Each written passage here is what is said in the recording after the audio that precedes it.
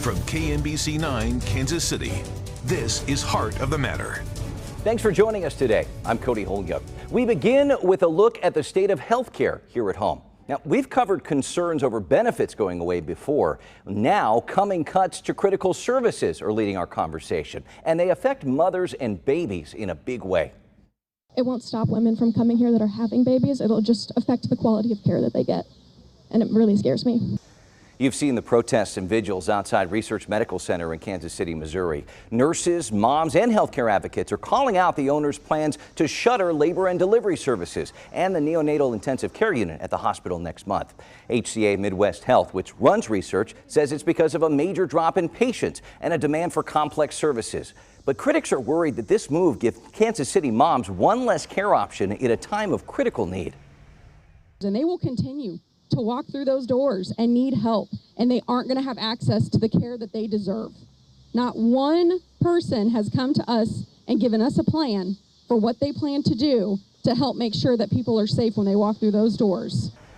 Research plans to stop providing these services on September 8th, about 3 weeks from now. And advocates worry that creates a gap in maternal health care we haven't seen for years, one that disproportionately affects Black women. You know, several hospitals in the KC Metro do offer maternity services and a NICU, but only 2 of them are east of Troost, and one is way east. University Health Lakewood is next to Lee Summit on the other side of Raytown. The other is Research Medical Center. You take that away, we'll see a large gap in maternity services, especially between Troost and 435. Nearest help would be at St. Luke's, Kansas City, 15-minute drive from Research.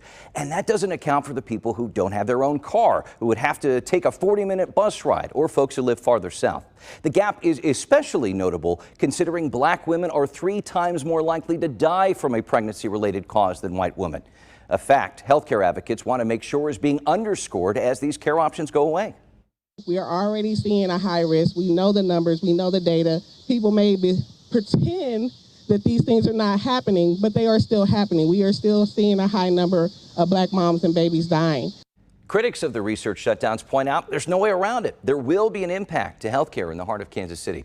Let's get to the heart of the matter affecting families here at home. I'm joined by Mika Brown, a mom who delivered a baby at Research, and Tracy Russell, CEO of Nurture KC, a local nonprofit advocating for local moms and babies. Thank you both for being here. I guess first off, Mika, you've used the services being cut. What's your take on what's happening here? It's honestly a very gut-wrenching feeling. It entices a little bit of fear in me knowing that this is coming to a close. This was something that you relied on, closer to home, I imagine, at the time. Yes, very much. It's only about a 4-minute drive from my actual residency, so it allowed for great access when I needed it. So yes, I did.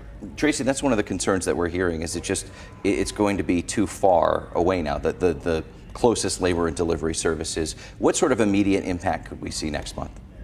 Well, I think certainly when we're talking about access to care, when we already don't have enough access in this city, Missouri overall, about 60% of moms don't have sufficient access to a healthcare facility. And so we're going to see that exacerbated. And to me, this is almost the flashing red light when it comes to maternity care. And this is not the first facility that we've seen discontinue these services, of course, in the metro.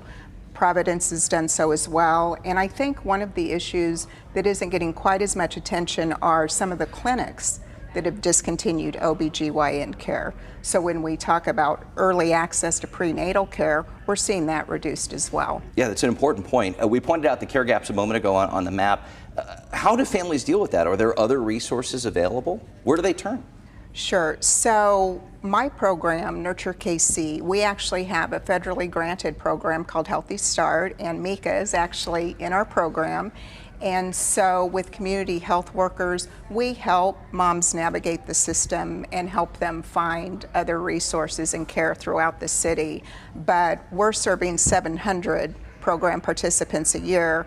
So what do we do for other Kansas City families? Right, when that caseload builds. Mika, what has this program been like for you, and what would it have been like if you weren't able to go 4 minutes to Research? This program has absolutely been phenomenal for me. It was very groundbreaking. They offer a lot of things that will allow for the development of the mother and the child, and I think that is very beneficial for the growth and development of both the mother and child.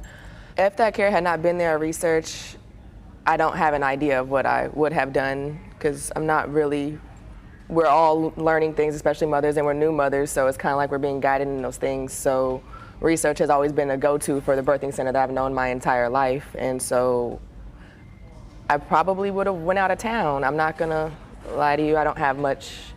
I have a lot of faith in their maternity ward, given that I was born there, so it was like something that I wanted to do. So I honestly don't have an idea because I didn't have a plan beyond research. It's something you've known your whole life. We know Nurture KC has tracked infant mortality and even racial disparity in the numbers. What are you seeing? So Missouri does not fare very well as a whole. In fact, we rank about 40th of the 50 states when it comes to infant mortality.